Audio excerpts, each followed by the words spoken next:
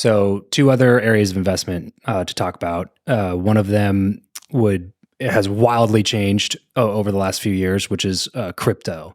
Can you kind of speak to, I guess, maybe theories as to what's happening currently and why it's just kind of at this almost like standstill for the last couple of years, and then in your thoughts on where it's still headed in the next 5 to 10 years? Yep. So the NFT market has gone wild, right? Like you will never see pictures of random monkeys and giraffes sell for tens of thousands of dollars or hundreds of thousands of dollars. That time is gone and it won't come back. Yeah. NFTs themselves functionally will be here forever. Sure. Because the function of NFT is super useful to a lot of brands, a lot of companies, and you're starting to see household name companies, Starbucks, Ferrari, start using it. So NFT, the concept of them is never going away, and they're only going to get better. And I'm invested into and more like usable. Correct. It's not just like I have a piece of art on my phone. No. It's something that gets you access into something. That never should have been that big. Yeah. The art on the phone thing should never have been that big. Yeah. And not because of the joke about the screenshots of NFTs. It's simply because you're not going to enjoy it the same way as you do actual art. Sure. It's on your phone. Sure. You're just not.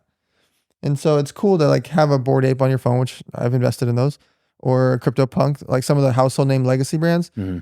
But like random rapper or influencer makes a random NFT and he makes 10,000 of them, sells out, makes himself $2 million and then never posts about it again.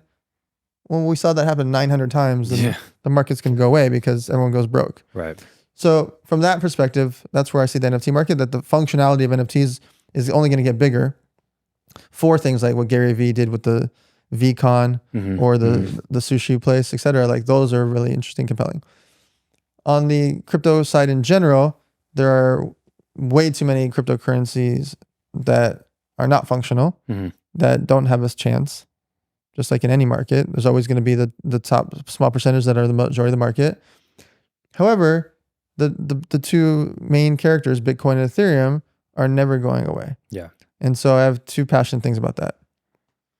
Ethereum, I was throwing events talking about Ethereum in 2017, like why people should buy it. It was $17 and then $21, then $41.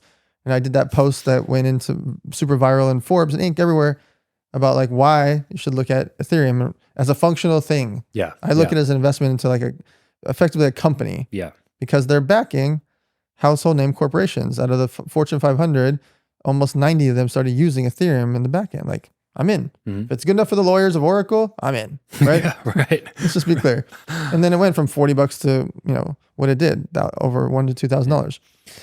Bitcoin to me is what I want to talk about. Same concept. I was installing Bitcoin ATMs in 2014 at the D Hotel Casino in Las Vegas. I know that one. Imagine explaining a Bitcoin ATM to a casino owner and a mayor and a governor 9 years ago. Yeah. It's hard enough now. Bitcoin will never go away. But more importantly, the supply and demand thing you mentioned is going to get really interesting with Bitcoin. Here's why. The theory is that there's going to be 21 million Bitcoin ever. I say the word theory because people don't realize that 4.6 million Bitcoin are already missing and are never going to come back. So the actual cap is in the 16 to 17 million range. Just like people buying it, storing it, forgetting about it, or lost laptops, lost phones. Dan sends $100 of Bitcoin to Travis's Ethereum wallet. Bitcoin goes away. Travis sends $1,000 of Bitcoin to somebody else's wallet and it does Bitcoin Cash, wrong one, or to some random thing, wrong one. People passing away, people losing their laptops, and forgetting their keys, losing their flash drive. Whatever. That's going to happen at scale. It's getting better, but the math is the math. People are going to pass away. Imagine some of these legends that have a lot of Bitcoin. When they pass away, there's no chance you're getting into their wallets. Yeah. No matter how they did their freaking will and trust and all these things, good luck, right? Because they would know that someone now, even just the lawyers and accountants, have access to. Anyways, you're going to have a lot of people that just pass away over time or lose things over time that are going to miss out on Bitcoin. So 16 to 17 million is right now. At some point, it might only be 15, 14, or 13 million of Bitcoin ever that anybody has access to. So if you just start to think about the math of the people that are Bitcoin maximalists or like Bitcoin, and corporations and trusts, et cetera, governments are now buying Bitcoin, they don't go away. People that like Bitcoin don't stop liking Bitcoin. Just like someone that plays poker, they still play poker when they're 80 and 90 years old because they just like poker. Bitcoin, someone likes it, they're not going to stop liking it. But every day, more and more people feel more comfortable with Bitcoin.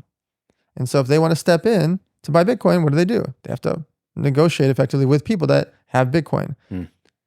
As the supply stops in the year 2045, well, really going to stop in like next 5 years because it'll be so small. Sure. It's basically stopped. Incremental, Yeah. We're going to be capped out. But a lot of the people that have a lot of Bitcoin are really rich, and they're going to keep getting richer and they keep buying more and more Bitcoin. So you get someone like Chamath, and he just keeps buying thousands and thousands and thousands of Bitcoin every year. Yeah. Just do the math. Right. And once he buys it, it's not going anywhere. And when these trusts buy it, these funds buy it, these countries buy it, those are 10 years or more. Yeah. There's no point for them to buy it for at least 10 years or longer. So when you start to think about the sheer math of those things, and as Bitcoin becomes more and more usable, here's the other part. Dan sends Travis $50 in Bitcoin. Travis just has it on his wallet forever and doesn't use it. It's the same concept as it going away. Yeah. Travis then finally, oh yeah, I'm going to use it, and sends $41 somewhere. There's $9 left over. He's never using that. Right.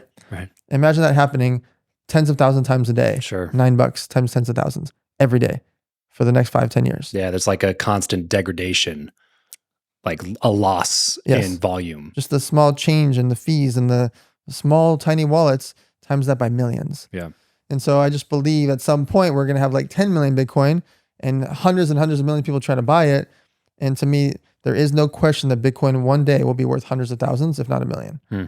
Whether that's now, later, 5 years, 10 years, I have no idea. I have no idea what Bitcoin will be tonight. Yeah. And anybody that says they do is lying. I know you have the 40-40-20, yes. Right? Where would you place Bitcoin in those risk buckets? It's high risk. High risk. It's high risk because of the volatility. It's low risk because it's inevitable. Yeah. Bitcoin is inevitable. It's a factor of time. Bitcoin is when I give the speech about 40-40-20, the thing that shocks people the most out of the whole speech is Bitcoin is the highest performing investment asset in the history of the world. Yeah.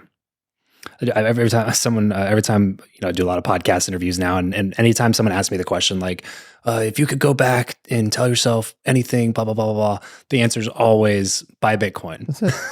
Like that's the only answer. Right. If you say anything other than that, you're being ridiculous. Right.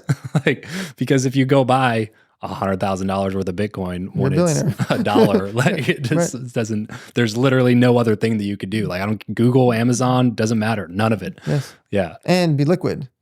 Yeah. You can use it. Right. You can literally have it on your phone and be like, oh, here's 100 grand. Oh, here's 100 million. Yeah. Like, 100 million. Yeah. No problem.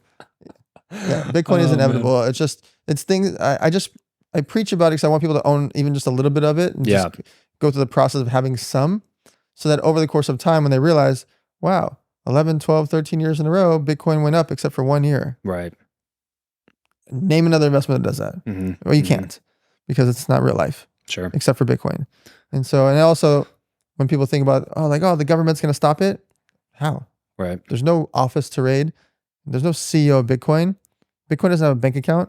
The normal steps the government would take to go raid an office or arrest a CEO doesn't exist. Mm-hmm. And so really, to me, Bitcoin is just unstoppable and it's inevitable.